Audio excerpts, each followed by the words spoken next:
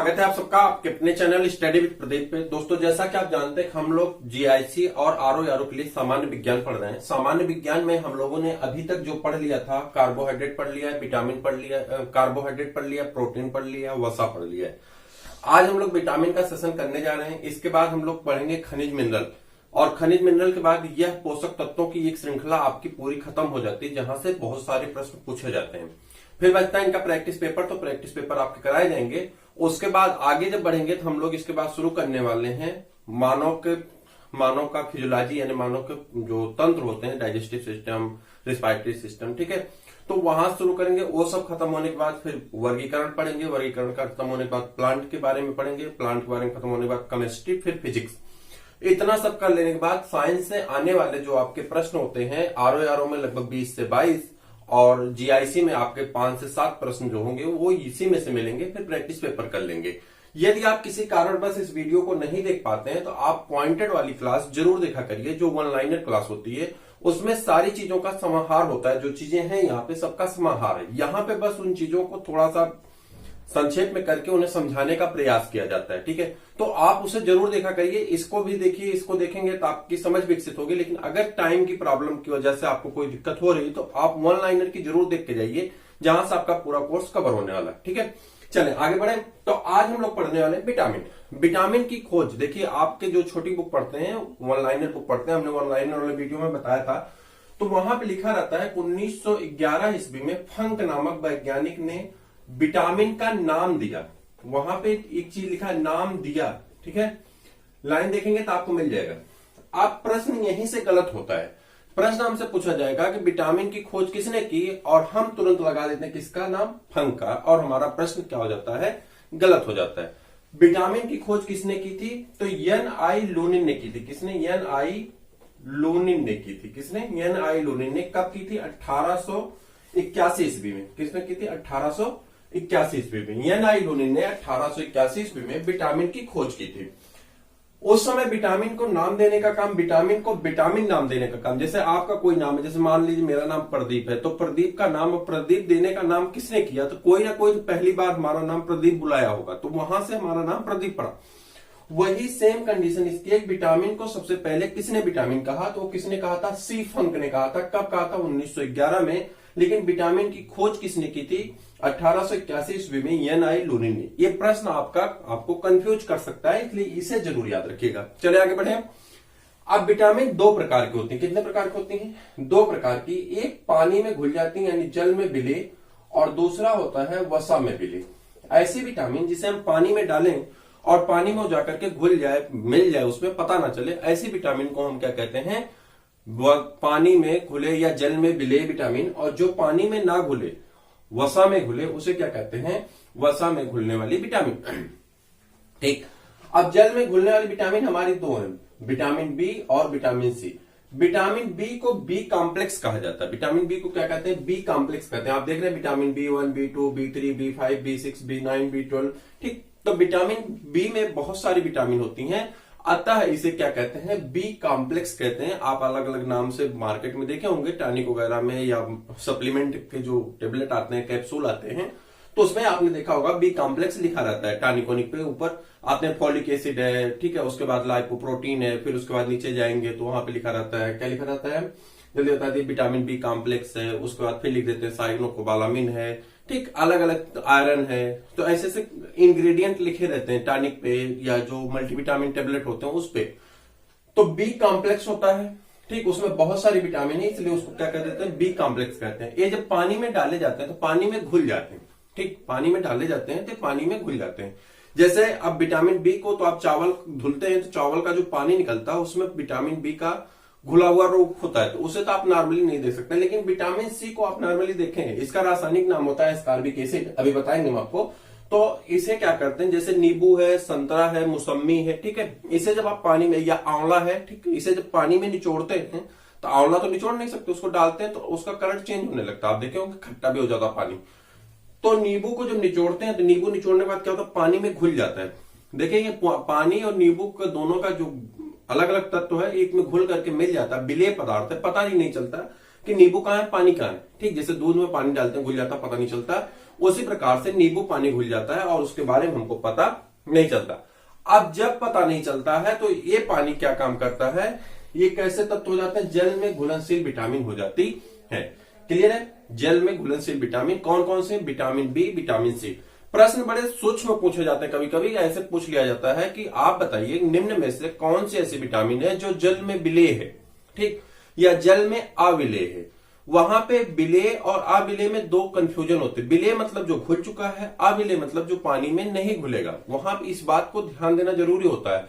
अक्सर प्रश्नों में ऐसा होता है और हम जल्दीबाजी में टिक लगा देते हैं, बाद में पता चलता है कि हमने अपने क्वेश्चन को गलत कर दिया। और जब हम गोला कर चुके होते हैं या रिंग कर चुके होते हैं ओएमआर सीट पे, तब हमें ये बात पता चलती है और तब तक हमारा नुकसान हो चुका होता है।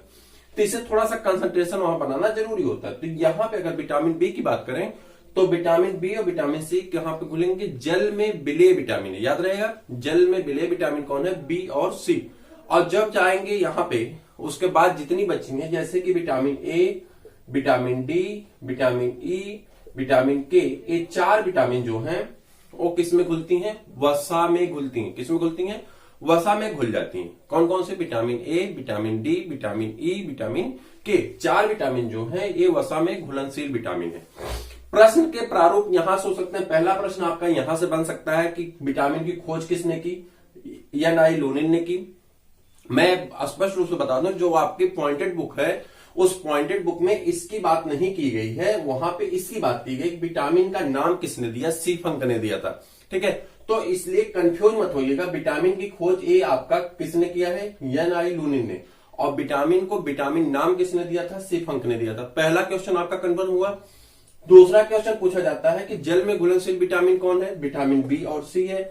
दूसरा प्रश्न पूछा जा सकता है वसा में घुलनशील विटामिन कौन है, ए है, डी है, ई है, के है। अब होता क्या है, विटामिन का नाम तो अल्फाबेट के नाम पे रख दिए गए, A B C D F G के आधार पर उनको रख दिया गया। लेकिन जब इनके रासायनिक कंपोजिशन को पढ़ा गया, इनके रासायनिक संरचना को देखा गया, तो उनके रासायनिक नाम भी दिए गए। और उनके रासायनिक नाम हर एक एग्जाम में पूछ लिए जाते हैं। आप बीएड देने जाएंगे पूछा जाएगा, टेट देने जाएंगे पूछा जाएगा, आप जीआईसी देंगे पूछा जाएगा, पीसीएस देंगे पूछा जाएगा, आरओ देंगे पूछा जाएगा। यह ऐसा सेगमेंट है, किसी भी एग्जाम में आप बैठेंगे वहां पे पूछा ही जाएगा। हमने देखा टेट के पेपर में पूछा है, सी टेट में भी पूछा है। तो एक बार अगर इस पे हम थोड़ा सा वर्क कर लेंगे, आधे घंटे का काम है, आधे घंटे इसको 2 बार, एक बार लिखिए, पढ़िए, सुनिए ध्यान से, अपने आप याद हो जाएगा।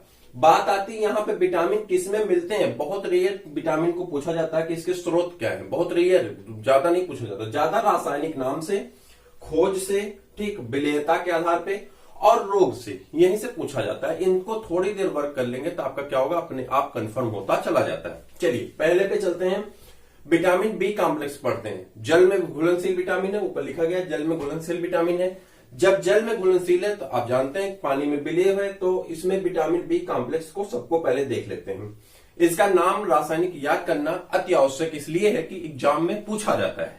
ठीक है, और ये हमारे सगे संबंधी नहीं है, इनसे हमसे कोई बहुत रिश्ता नहीं है। हमसे रिश्ता बस इतना सा है कि ये हमारे एग्जाम में पूछे जाते हैं और इन्हें मैं सही करके अपना नंबर ले लेना है, बाकी ये भाड़ में जाए। ठीक, तो अगर ये स्टार्ट करें, नंबर 1 पहले, सबसे पहले कौन आ जाता है, विटामिन B1। B1 को कहते हैं थायमीन। क्या कहते हैं, थायमीन इसका रासायनिक नाम है। आपसे प्रश्न यही पूछा जाता है, कहां से पाया जाता है, अंडे की जर्दी में पाया जाता है, दूध में पाया जाता है, सोयाबीन में पाया जाता है, अनाज में पाया जाता है, चावल में पाया जाता है। ठीक है, और कहां पाया जाएगा, मांस में पाया जाएगा। तो इस सभी जगह लगभग पाए जाते हैं। मात्रा किसी में कम, किसी में ज्यादा हो सकती है। तो सबसे ज्यादा मात्रा इनकी कहां पाई जाती है, चावल के पानी में पाई जाती है, जिसे नॉर्मली भाषा में क्या कहा जाता है, माड़ कहा जाता है। तो माड़ मतलब मंड से निकला हुआ क्या है, माड़, और मंड मतलब होता है स्टार्च। तो उससे निकला हुआ जो चावल उबलता है, तो उबलते हुए चावल का जो ऊपर का पानी होता है, उसी पानी को माड़ कहते हैं या उसे मंड कह सकते हैं। उसमें घुली हुई सबसे ज्यादा इस विटामिन B1 पाई जाती है। ठीक है, विटामिन B1 से की कमी से, जब इसकी कमी हो जाएगी, किसी कारण से हम इसको नहीं खा रहे हैं, नहीं खा पा रहे हैं, तो इसकी कमी हो जाएगी, तो हमें एक रोग हो जाता है। इस रोग का नाम क्या है, बेरी। ठीक, तो याद रखेंगे विटामिन B1, थायमीन, बेरी। यहां से याद रख लेंगे बी से बेरी हो जाएगा, लेकिन चूंकि बी कई ठो है इसलिए बेरी काम नहीं करता है, इसलिए आपको रटना ही पड़ेगा। बहुत सारे लोग अलग अलग ट्रिक लेकर के आते हैं, नाना गए, पापा आए, पता नहीं क्या क्या। तो नाना गए पापा है, सब फालतू की ट्रिक आपको जब तक पढ़ेंगे तब तक तो बहुत अच्छी लगेगी, बहुत अच्छा लगेगा, हाँ हमको सब याद है। लेकिन जब एग्जाम में जाएंगे ना तो नाना मौसी घर चले जाएंगे, मामा जो है नाना घर चले जाएंगे, पता ही नहीं चलेगा कौन कहाँ है, और उल्टा पलटा हो जाता है और आंसर आपका गलत हो जाता है। ट्रिक लगाने का वहां पे चांस नहीं होता। थोड़ी देर तक इसे मेमोराइज कर लेंगे, थोड़ी देर तक पढ़ लेंगे, थोड़ी देर समझने का प्रयास कर लेंगे तो अपने आप याद हो जाता है। ट्रिक व्रिक सिर्फ वो जुमलेबाजी होती है, और जुमलाबाजी कभी एग्जाम में काम नहीं करता है, एक कट सत्य है। बाकी तो अलग की बात है, बहुत सारे ट्रिक सब लोग बनाते हैं और लिखते भी हैं, ठीक है। आप अपनी ट्रिक बनाइए, अगर आपको याद हो जाए तो बहुत अच्छी बात है, लेकिन ऐसा होता नहीं है, एग्जाम में जाके आप भूलेंगे ही। बात करते हैं विटामिन B2 की। विटामिन B2 की हमने तो देखा बहुत सारे ऐसे लोग हैं यूट्यूब पे भी और ऑफलाइन क्लास में भी, वो हर शब्द की हर एक का वो बना डालते हैं। एक तो सज्जन प्राणी आपके यूट्यूब पे हमने देखा भी होगा, मोबाइल लेके आते हैं, मोबाइल में खुद अपनी ट्रिक देख देख के बताते हैं।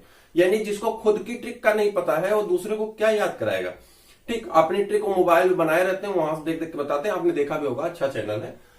तो B2 की बात करें, राइबोफ्लेविन कहते हैं। राइबोफ्लेविन कहां पाए जाते हैं? हरी सब्जियों में पाए जाएंगे, पनीर आप खाते हैं उसमें पाए जाएंगे, अंडे दूध इत्यादि में पाए जाते हैं, दानों में भी पाए जाते हैं।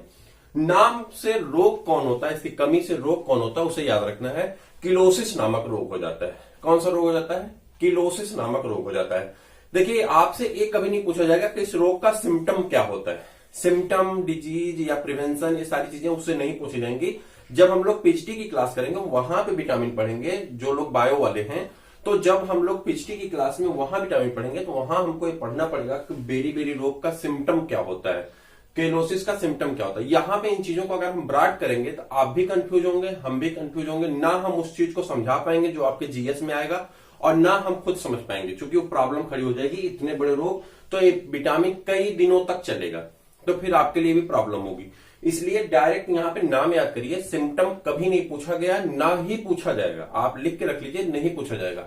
रही बात पीएचडी बायोलॉजी वालों की, तो वहां से उनकी ये मेन टॉपिक है, तो उनसे तो पूछा जाएगा, तो उनका दूसरा मैटर है। आप अपने मैटर की बात करिए सिर्फ जीएस में, तो जीएस में आपसे यही पूछा जाएगा, भैया B2 का रासायनिक नाम क्या है, ऐसे प्रश्न आ जाएगा। विटामिन B2 का रासायनिक नाम बताइए, तो आप तुरंत कह देंगे राइबोफ्लेविन होता है, और आप उसको टिक करके आगे बढ़ जाएंगे। या आप पूछ लिया विटामिन B2 की कमी से होने वाला रोग कौन सा, तो आप कह देंगे किलोसिस होता है, और उसे टिक करेंगे, आप आगे बढ़ जाएंगे। आपसे बस इतने की जरूरत है। कभी कभी क्या होता है, यूपीएससी चार्ट दे देता है, 4 विटामिन दे देगा और सामने 4 नाम दे देगा। एक तरफ दे देगा विटामिन A, D, C, ठीक, और B1 दे दिया, इधर नाम दे दिया, ठीक, तो रेटिनाल दे दिया, ठीक है, थायमिन दे दिया, उसके बाद किसको दे दिया, एस्कॉर्बिक एसिड दे दिया, और डी का इसका क्या नाम है, विटामिन डी कैल्सिफेरॉल दे दिया। अब 4 को दे दिया और आपसे कह दिया मैच कराओ, चारों को मैच करा के नीचे दे देता कूट में, कूट ए का ए सही है, बी का बी सही है, ऐसे कूट मिलाने के लिए आता, आपने देखा होगा पेपर में, तो ऐसे कूट मिलाने के लिए दे दिया। तो ऑप्शन अब आपके पास क्या है कि आपको वही प्रश्न जो नॉर्मली पूछा जाएगा समूहगा में, जैसे यूपीटीपीएससी में, टेट में, बीएड में, वही प्रश्न यूपीएससी में टफ हो गया, क्योंकि आपको 4 विटामिन के नाम याद होने जरूरी हैं। इसीलिए मैं कह रहा हूं कि वहां पे ट्रिक काम नहीं करती, इसलिए आप इसको मेमोराइज करना ही पड़ेगा, और कोई चांस नहीं है, इसे याद करना ही पड़ेगा। B3 की बात करें, B3 को कहते हैं पेंटोथेनिक एसिड। क्या कहते हैं? Pantothenic acid. और पेंटोथेनिक एसिड सब कुछ वही हरी सब्जियां, पनीर, दूध, अंडा, ठीक, अंकुरित दाने, वहीं से प्राप्त होते हैं। रोग कौन सा होता है? चर्म रोग हो जाता है, चमड़े पे छोटे छोटे दाने आ जाते हैं, चर्म रोग हो जाता है, और बाल सफेद होने लगते हैं, बुढ़ापा आने लगती कम उम्र में, ठीक है। बहुत सारे लोगों का हो रहा है, तो उनमें कमी क्या है? विटामिन B3 की कमी है। अब जाके अपने नजदीकी में डॉक्टर से संपर्क करें और पूछें कि सर विटामिन B3 हमको दीजिए और हम खाएंगे, ठीक है। B5 निकोटीनिक अम्ल, रोग क्या होता है? पेलाग्रा। B5 तत्व वही सब है, रोग कौन सा होता है? पेलाग्रा नामक रोग होता है। कौन सा? पेलाग्रा नामक रोग होता है, याद रहेगा। निकोटीनिक अम्ल, निकोटीनिक अम्ल, निकोटीन किसमें पाया जाता है? चाय में पाया जाता है, सुर्ती में पाया जाता है, ठीक, और कॉफी में क्या पाया जाता है? कोफीन पाया जाता है। पढ़ेंगे एल्कोहलिक तत्व पढ़ेंगे, तो कॉफी में क्या पाया जाता है? कोफीन पाया जाता है। चाय में क्या पाया जाता है? निकोटीन पाया जाता है। लेकिन यहां पे निकोटीन नहीं है, निकोटीनिक अम्ल है, ठीक है। B5 निकोटीनिक अम्ल, याद रखेंगे। आगे बढ़ेंगे B6 पायरिडॉक्सिन। पायरिडॉक्सिन से रक्त की कमी हो जाती है। जब आप डॉक्टर के यहाँ से मल्टीविटामिन लाते हैं तो वो कोशिश करते हैं B कॉम्प्लेक्स तब देते हैं जब आपके खून में खून की कमी होती है। किसी के बॉडी में खून की कमी नहीं होती। आपकी बॉडी में जब आप कहते हैं खून की कमी, तो खून की कमी नहीं होती, ये थोड़ा सा गलत बोला जाता है। वहां पे खून में आयरन की कमी होती है। इसीलिए जो प्रचार आता है कि रक्तदान करने से रक्त नहीं घटता है, रक्त नहीं घटेगा, रक्त आपका फिर उतना मेंटेन हो जाता है। घटता है हीमोग्लोबिन, और जब हीमोग्लोबिन घटेगा तो आपको कमजोरी महसूस होती है। तो उसे बढ़ाने के लिए जो तत्व की आवश्यकता पड़ती है वो कौन होती है? Vitamin B6, vitamin B9, vitamin B12। ये तीनों किसके लिए जरूरी होते हैं? रक्त की कमी, अगर इनकी कमी होगी तो रक्त की कमी होगी, यानी हीमोग्लोबिन की कमी होगी। ठीक है, तो यहां पे बात कर रहे थे B6 पायरिडॉक्सिन, रक्त छींटता है, यानी रक्त की इसकी कमी से क्या होगा? रक्त की कमी होगी। B9 फोलिक अम्ल, बहुत ज्यादा पूछे जाना प्रश्न है, सबसे ज्यादा विटामिन अगर पूछे जाना प्रश्न है तो फोलिक अम्ल है, और आपको कंफ्यूज करने के लिए पूछ लिया जाता है फोलिक अम्ल, तो आप याद रखेंगे B9 है। रक्त की कमी हो जाती है इससे, अगर इसकी कमी हो तो। और साइनोकोबालामिन, यहां से पूछा जाता है कोबालामिन, और यहां से पूछा जाता है कि इसमें कोबाल्ट पाया जाता है। एक चीज याद रखिएगा, पूछा जाता है वह कौन सी विटामिन है जिसमें कोबाल्ट पाया जाता है, तो आप कहेंगे साइनोकोबाला। यहां से याद रख लेंगे, कोबाला में कोबाल्ट आता है ना, कोबाला तो कोबाल्ट याद रख लेंगे। तो B12 में साइनोकोबालामिन में क्या पाया जाता है? कोबाल्ट पाया जाता है। CO इसका सिंबल होता है, उसमें जाएंगे तो कोबाल्ट में क्या होता है कि इससे भी क्या हो जाती है? रक्त की कमी हो जाती है। क्या हो जाती है? रक्त की कमी हो जाती है। ठीक है, उसके बाद आगे बढ़ेंगे, आगे है विटामिन C। अब यहां से हमारा विटामिन C, ये भी जल में घुलनशील विटामिन है, नाम होता है एस्कॉर्बिक एसिड। नींबू वंश के जितने पौधे होते हैं, यानी जिसमें जूसी हेयर पाए जाते हैं, जब उसका बाल निकालेंगे ना, बाल में वो भरा होता है, क्या कहते हैं? जूस भरा होता है, जैसे संतरा है, मौसम्मी है, नींबू है, तो उसमें क्या पाया जाता है? नींबू वंश के फल में ये पाए जाते हैं, और इसे क्या कहते हैं? एस्कॉर्बिक अम्ल कहते हैं। इसे क्या कहते हैं? एस्कॉर्बिक अम्ल कहते हैं। इसकी कमी, इसे क्या कहते हैं? एस्कॉर्बिक अम्ल कहते हैं। और इसकी कमी से रोग क्या होता है? स्कर्वी रोग हो जाता है। इसकी कमी से कौन सा रोग होता है? स्कर्वी रोग हो जाता है। ठीक है, आगे बढ़ जाए। वसा में घुलनशील विटामिन, किसकी बात कर रहे हैं? वसा में घुलनशील विटामिन, ऐसी विटामिन जो वसा में घुल जाती है। किसमें घुल जाती है? वसा में घुल जाती है, ऐसी विटामिन की बात करें। वसा में घुलनशील विटामिन कौन है? Vitamin A, retinol. इसका नाम क्या है? रासायनिक नाम क्या है? रेटिनॉल। हमने वन लाइनर की क्लास में आपको बताया था, एक और नाम इसका होता है, तो वहां पे आप जरूर देखिएगा। रेटिनॉल, रेटिनॉल कहां से पाए जाते हैं? हरी सब्जियों में और मछली के तेल में, यानी पालक, चौराई, बथुआ, मेथी, ठीक, सरसों का साग कुछ तो खाते हैं ना, तो वहां से आपको क्या मिल जाएगा? हरी सब्जियां और मछली का तेल जो कार्ड लिवर ऑयल होता है, उसमें आपको मिल जाएगा विटामिन ए। और इसकी कमी से रोग कौन सा होता है? रतौंधी, यानी आपको स्पष्ट दिखाई नहीं पड़ता है दिन डूबने के बाद। ठीक, उसके बाद बात कर रहे हैं विटामिन डी। इसका नाम क्या है? कैल्सीफेरॉल। क्या नाम है? कैल्सीफेरॉल। और इससे कहां पे पाया जाता है? सूर्य के प्रकाश में। ऐसा कोई विटामिन नहीं जो शरीर में बनता है। शरीर के अंदर, त्वचा के अंदर एर्गोस्ट्राल नामक एक तत्व पाया जाता है, वो विटामिन डी का संश्लेषण करता है जब सूर्य का प्रकाश से मिलता है। अगर इसकी कमी है, किसी कारण से आपको सूर्य का प्रकाश नहीं मिल रहा, तो पिछली साल एक योजना चलाई गई थी, धूप योजना, आपने पढ़ा होगा धूप योजना। धूप योजना कहां चलाई गई थी? स्कूलों में बच्चों के लिए, जो स्कूल के बच्चे होते हैं उनके लिए। किसके लिए चलाई गई थी? उनको धूप में प्रेयर कराया जाता था, धूप योजना। फिर बीच में रोक दी गई, किसकी वजह से? कोविड-19 की वजह से। ठीक, सूखा रोग हुआ, सूखा रोग, या इससे कौन सा रोग हो जाता है? ऑस्टियोमलेशिया, हड्डियां कमजोर होने लगती हैं, टेढ़ी होने लगती हैं। रोग का नाम क्या है? ऑस्टियोमलेशिया। ठीक है, विटामिन ई, विटामिन ई कमी से कौन सा रोग होता है? टोकोफेरॉल। और यह कहां पाए जाते हैं? अंकुरित अनाज में।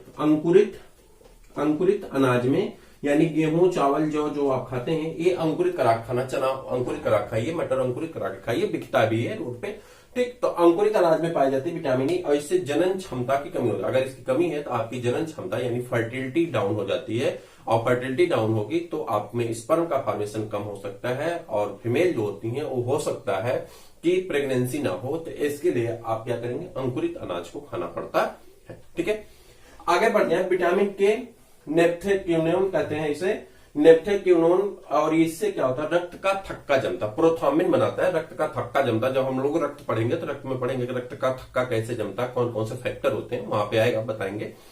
तो रक्त का थक्का जमता है। ठीक है, तो ये था पूरा विटामिन, और मुझे उम्मीद है कि आज के बाद विटामिन में आपको कोई भी प्रॉब्लम नहीं होने वाली है। मैंने स्पष्ट रूप से आपको बता दिया कि कोई भी ट्रिक काम नहीं करेगी। बहुत सारे हमारे मित्र हैं, आप भी हैं, बहुत सारे लोग हैं, मैंने देखा कि वो क्रेजी ट्रिक, ए ट्रिक, वो ट्रिक, कोई फायदा नहीं है। देखिए जब एग्जाम में आप जाएंगे ना तो वहां पे सारी ट्रिक, सारी क्रेजी, सारी अंग्रेजी जो भी होता है सब कुछ नष्ट हो जाता है।